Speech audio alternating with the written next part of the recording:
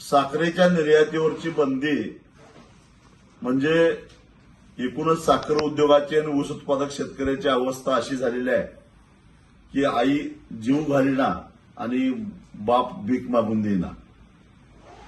एकतर गेल्या 4 वर्षामध्ये केंद्र सरकारनं साखरेची एमएसपी वाढवलेली नाही आहे आणि एमएसपी न वाढवल्यामुळं 4 वर्षामध्ये सातत्यानं साखरेचे भाव स्थिर राहिलेले आहेत, वाढत नाहीये.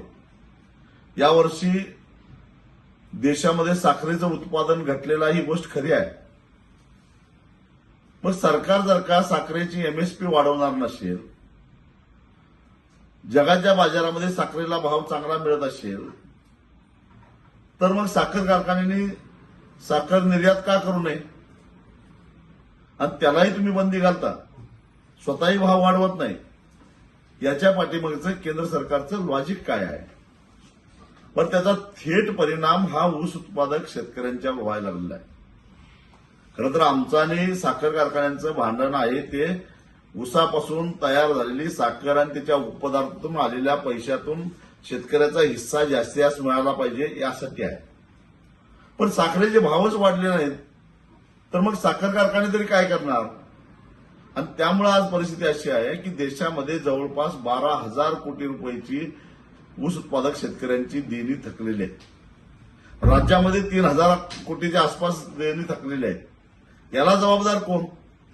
जो कायदा आहे ऊस दर नियंत्रण अध्यादेश 1966, त्या कायद्यानुसार ऊसाचे पैसे 14 दिवसाच्या आत नाही दिले तर साखर कारखान्यांच्यावर कारवाई करायची तरतूद आहे. त्यांना सरकारी थकबाकीदार समजून जप्तीची प्रक्रिया सुरू करण्याची तरतूद आहे. पण अंमलबजावणी कुठं आहे? कारण 80% साखर कारखानदार आज भाजप आणि त्यांच्या मित्रपक्षामध्ये आहे. कोण काय कारवाई करणार?